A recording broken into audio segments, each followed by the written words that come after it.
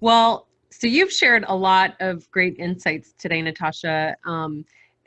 I think that, well, if someone is listening and they're thinking, I probably need to do an audit of my practice and maybe look at some of these areas where we might be exposed. Is that something that you can support? Yeah. So I'll tell you a little bit about what my typical kind of menu looks like. Uh-huh. Some people will come to me for what's called a risk management or risk mitigation consultation. And I might go into their practice and talk to their employees, depending on how robust they want it, and say, I want to see all of your consent forms. I want to see your intake from the patient.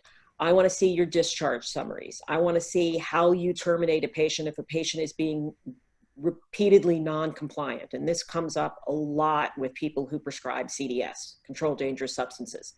If you've got somebody who's mixing cocktails and, and you've told them you cannot take this drug, and they're doing it, or they're self-managing, sometimes you have to discharge the patient, because if you continue to give them the medication, you're harming them. Mm. And physicians are not good at saying, we're going to hit the pause button. We're going to have a conversation. And if you're not compliant, it's a one strike rule. If you're not compliant, I'm going to discharge you. And that goes back to your earlier point about setting expectations. Exactly. So definitely risk mitigation, like an audit. Exactly. I really like that you do that. That's perfect. It's something that I might come in and say, you're perfect. You're doing everything right. Not only does that give you peace of mind, but also if somebody comes in and says, right, you're not doing X right, you can say, well, I sought the advice of a healthcare attorney, and on the advice of counsel, I kept doing what I was doing. Well, I'm your backstop. Yeah. Because in my professional opinion, you were meeting the standards of compliance or documentation or what CMS is telling you.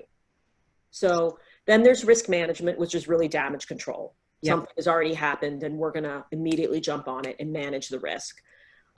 Licensing, protection, and defense. Make sure that you renew your license, that you keep up with your CE, and God forbid something happens, we defend it. So that's like there's a post-disciplinary cleanup, meaning somebody who gets reprimanded or suspended, let's make sure that going forward during the period of probation, you don't violate probation, because then it's a second ding on your license, right? So there's National Practitioner Data Bank reporting and filing those disputes so that both sides of the balanced story are told. There's credentialing and privileges investigations by either healthcare insurers, third-party payers, Medicaid, Medicare, or hospitals. Why are your privileges so important? Because without privileges, you can't maintain your board certification. And without your board certification, you typically can't get privileges. Right. So that's kind of important. Kind of important. Employment, when you sign a contract, you don't want to just not read it and say, oh, I didn't know that, gosh, I have a restrictive covenant for 50 miles and 5 years. That's a big one. Big one. And all kinds of other non-solicitation and non-disparagement and all these things that you're basically signing your life away.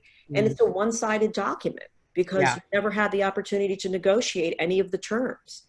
So have somebody look it over. So at least if you're going to sign it as is, you know what you're signing. Yes. Yes. And then if you're terminating employment or somebody's trying to fire you, it's a whole lot better if you negotiate a separation agreement where you voluntarily resign, because that might not be reportable. But if you get fired, then it is reportable and it's going to kind of follow you around for the rest of your career. Makes sense. Right. I don't want to, but it could be negotiable.